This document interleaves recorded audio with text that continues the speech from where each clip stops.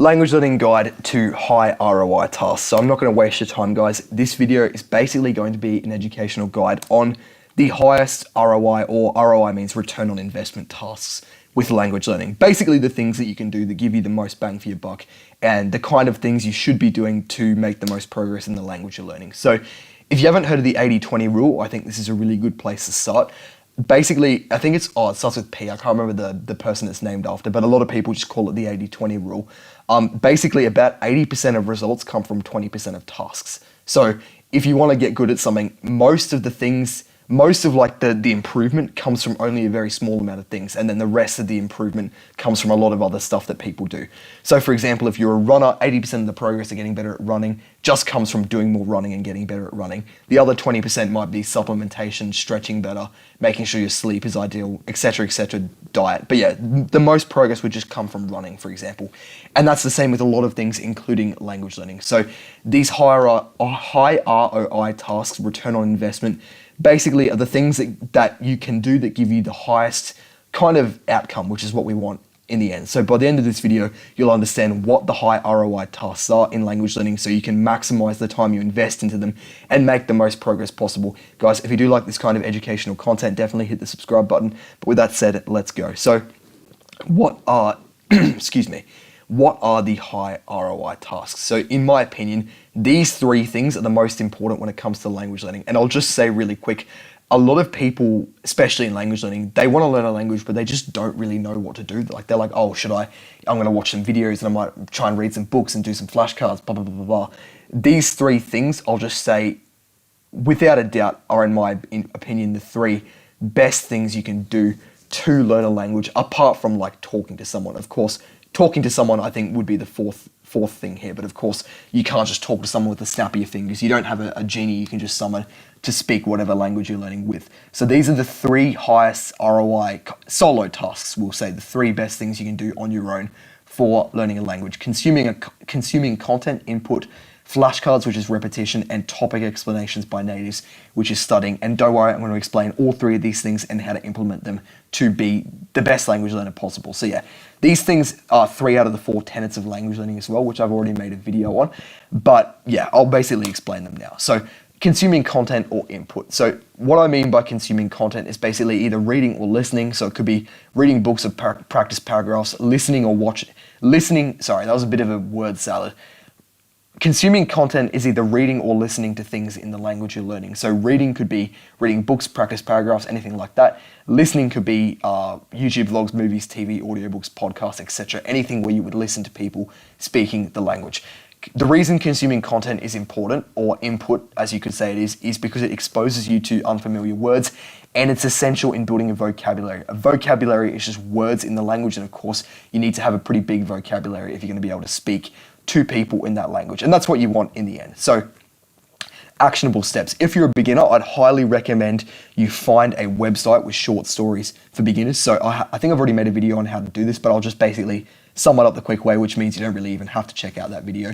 If you want to find a website with short stories for beginner, you can use lingua.com, which I'll link in the description. That has a bunch of popular languages, completely free, by the way. Or you can find a website specific to your language, so you can type in short stories for beginners, Italian, or whatever language you're learning, or you can practice paragraphs for beginners, Italian, anything like that, and try and find easy stories. If it's I've got some pictures on the next slide of examples, but yeah, that is kind of what you want for learning a language. So for example, here is lingua.com, this picture here, it's got a bunch of stories. That's of course in Italian, but they have them in like Japanese, Mandarin, Russian, like 15 different languages, I think.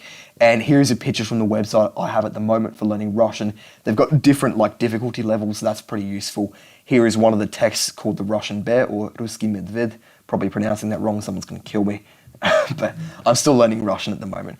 This is a parallel text, so it's got Russian on one side, English on the other. It doesn't have to be parallel text, it could just be the language you're learning. But yeah, that is pretty good as well. So something like that where you can just read and then you can Google Translate the words afterwards is useful. I'd also recommend, as a beginner, you watch YouTube vlogs with the subtitles by native speakers. So that's kind of, reading short stories is kind of like input for reading. You also want to do some input for listening. So if you can find YouTube channels that do like this kind of thing. So if you see, you've probably seen these videos, maybe in English, where like people just go around asking people questions in the street. You can find them in the language you're learning. So like as you can see, it's got subtitles in Russian and in English. That's pretty good as well. And yeah, you can find these in any language. There's a channel called Easy Russian, but there's like, I'm pretty sure there's like a company that owns a bunch of them, because there's like Easy French, Easy Spanish, Easy Italian. If you can find easy whatever language you're learning, this just channel's pretty good. Or you can just find any kind of channel that does this kind of thing. And yeah, as you can see in the playlist, they've got like, what is your favorite movie? You know, colors, what's your favorite country? You can learn a bunch of words by watching these videos. And then this is like a vlog from another channel that's kind of good. Yeah, you can just look up vlog and then whatever language you're learning and just literally watch one video a day. That's a pretty long vlog. It doesn't have to be 27 minutes long. It could be like 5 minutes long. But yeah, I'd recommend you do that. If you are more advanced, you can read and watch the news. You can read Wikipedia articles that interest you in the language you're learning.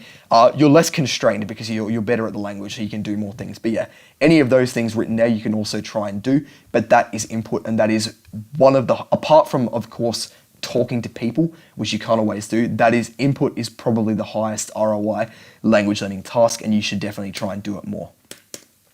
Second, repetition. So flashcards are by far the best way to implement repetition. By flashcards, I literally just mean using flashcards to memorize words and build a vocabulary.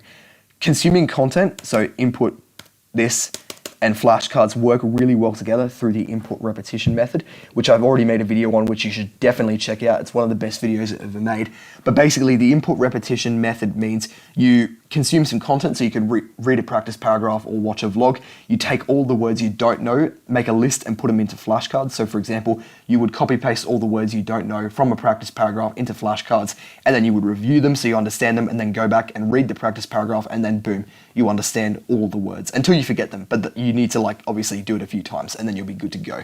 So flashcards are extremely important for that reason. Here's what I'd recommend you do. So find somewhere to actually have your flashcards in the first place.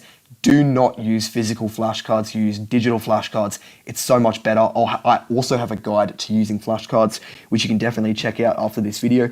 But use something like, I think Anki's good. I've never actually used it. I've been using StudyStack, which is completely free. I'll have that linked in the description. You can basically download other people's stacks as well. So you could look up French colors and then download that, so you don't even need to make it. You can download it in like 2 seconds and then use it, or you can make your own with words that you want to put in, that kind of thing. So yeah, find somewhere and like save that as well, save the website, make an account. And then yeah, you can basically download or use stacks that interest you, and over time you would use the input repetition method to memorize vocab in the content you're consuming, and you would become way better at the language by building a very large vocabulary. So yeah, definitely check out the videos. I have, as I said, the input repetition method video is one of the best videos I've ever made. Everyone that's commented has said it's super useful for learning new words, and I'd highly recommend you check it out.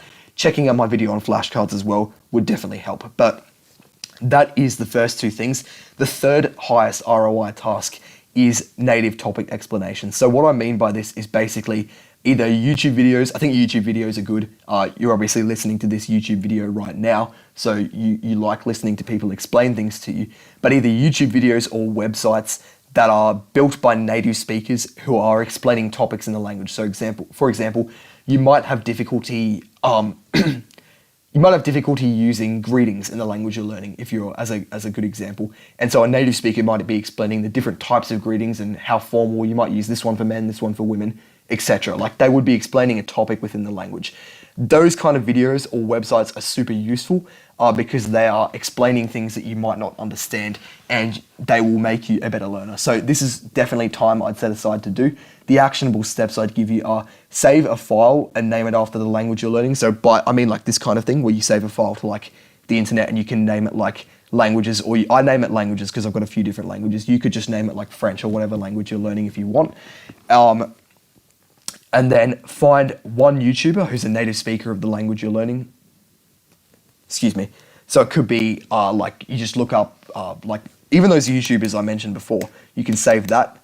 I'd highly recommend you do that, and then you can they can basically teach you stuff about the language. And I'd also recommend you find one website that has a complete guide on the language you're learning. So you can Google complete guide Russian, for example, and try and find a good one that explains a bunch of different topics, save it, and then as you go, you can save more YouTube channels, save more websites that explain things. Like you might save a website that explains tense, explains verb conjugation, explains case, etc. Don't worry if you don't know what all those words mean, but yeah, saving things to that folder is super good. Here are some examples. So this is Lucrezia, very, very good YouTuber for learning Italian. I think everyone that learns Italian stumbles upon her channel at some point because she's a really, really good teacher. But yeah, basically you can see the kind of videos she makes,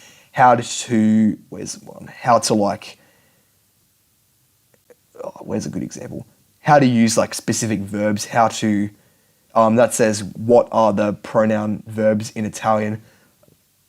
Basically just like you look at the playlist, like there's ones on verbs, tenses, teaching about what to say in this situation, verb conjugation, blah, blah, blah, blah, blah. I probably didn't take the best screenshot. I probably could have taken a better one, but yeah, literally just educational videos explaining things in the language. That is super useful, and you can definitely try and find a YouTuber in your language. Just look up the language you're learning and then guide. You can find a whole playlist of like videos, like just in order, go through, and they can explain things in your language. But yeah, if you have any questions, like you can ask me to give you a bit of a hand finding a channel in the language you're learning or anything like that. If you have any questions about anything, comment down below and I can help you find stuff or explain stuff to you better or specific to your language.